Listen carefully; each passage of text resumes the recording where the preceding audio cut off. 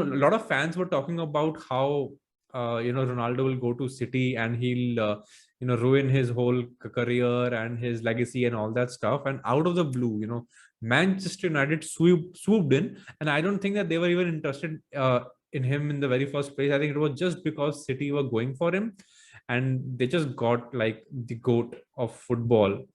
But was it a good move on their side, or will it benefit them? Let's have a discussion. What's say, Ritvik? I mean, honestly, I'm not a fan of the move, and I'm not a fan of Ronaldo either. Especially after 2018, we know a lot of things that happened behind the scenes of the pitch, basically. So what happened in 2010, and that's one of the reasons why he can't step in the United States. So I've not been a fan of Ronaldo since then. But we'll just speak from a footballing perspective here. I know his off the pitch things are pretty worse, and that really bothers me. But let's just focus on what he might actually bring on the pitch, and what United need mainly right now is a defensive midfielder. They signed Rafael Varane, all right. They signed Jadon Sancho, two amazing players. Varane is without a doubt a world class centre back, and alongside Harry Maguire. Harry Maguire, I mean, he gets a lot of stick, but I think he's been borderline world class in the last 2 seasons. Borderline world class because I think he's been one of the most important players, one of the best defenders in the Premier League. I think he's even a better centre back than Ruben Dias, without a doubt. But he doesn't get credit for that because of the image, obviously. But Harry Maguire, Rafael Varane seems like a really decent pairing for United. Jadon Sancho can play left wing, can play right wing. He is one of the most electric wingers in Europe right now. His last 2 seasons at Borussia Dortmund, last 3 seasons at Borussia Dortmund was nothing short of incredible and extraordinary. And his numbers, like at one stage, his numbers were actually similar to Lionel Messi. His creativity numbers were actually as similar with Leo Messi, and that actually speaks volume about the kind of player he is. So there's an analyst called Maram. You can follow her on Twitter for more Sancho content. She has a series specially dedicated for Jadon Sancho. So you can read more about Sancho there. But yeah, and the next thing to do basically was to sign a defensive midfielder, a midfielder who could progress the ball back to front. You actually very often see United not being able to push the ball from back to front when they play against a deep block. They are a brilliant counter-attacking team. That's how Ole has set them up to deliver. That's why they get results against the big teams. That's how they line up against the big teams. They don't actually go full out against the big teams like they do against the small ones. And that's one of the reasons why, I mean, one of the main weaknesses is to break down low blocks. And that's why you see them dropping points against like Sheffield United, Southampton last week, etc. So it's very hard for them to break down such deep defenses. You see Bruno dropping deep, Pogba dropping deep to get the ball from, I mean, Fred McTominay, as good as they are not good at progressing the ball very well. I know Fred does it quite often, but that just doesn't cut it. That's not what I think United as a club actually need. And having such a big, gaping hole in their midfield, they just decided to go ahead and sign Ronaldo. I know it's a huge PR boost for them.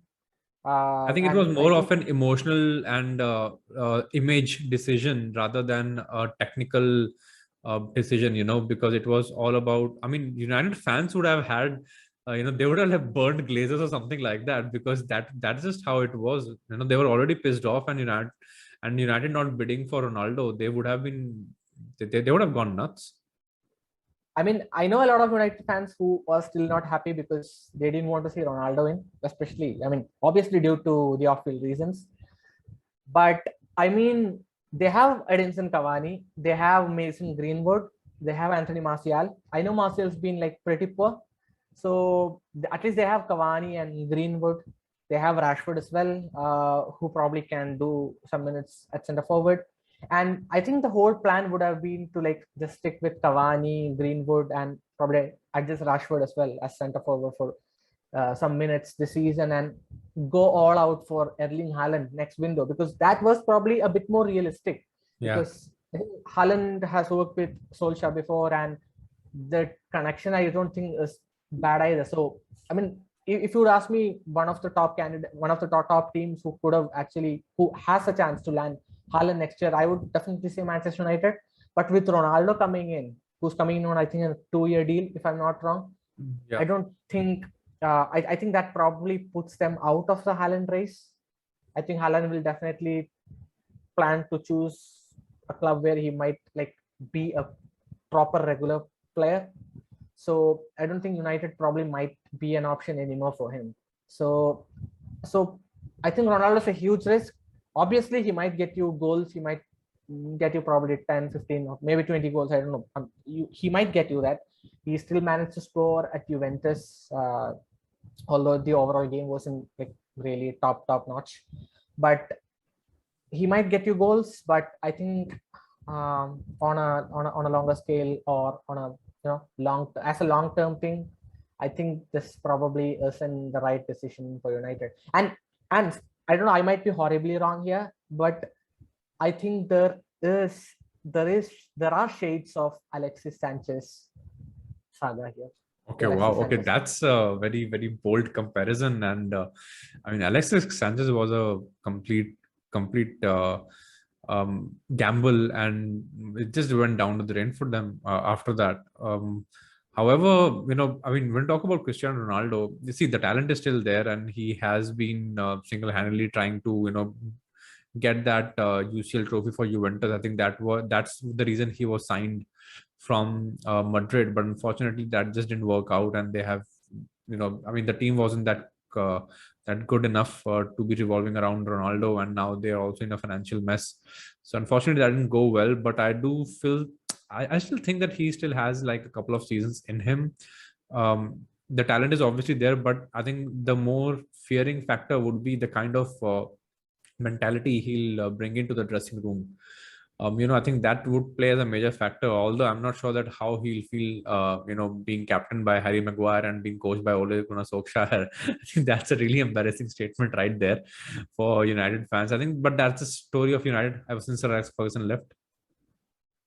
I mean, I actually don't think like he'll flop as bad as Alexis Sanchez. So I just like kind of drew some shades, because City were interested in Sanchez. Yeah. Then United like went out of the reach to sign him. I mean, similar situation here with Ronaldo. Exactly. Well. That's but Ronaldo right? will get you goals. But Ronaldo will get you goals. He's still hopefully not against us. Yeah, I think he's still a really good aerial threat. I think his movements in the box are also pretty good. Obviously, I think with Ronaldo coming in, Bruno Fernandes is out of penalty duties right now.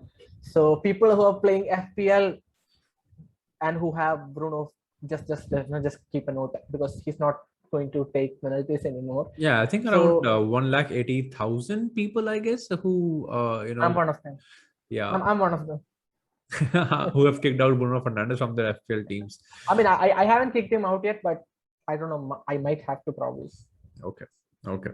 Let's see then how that goes.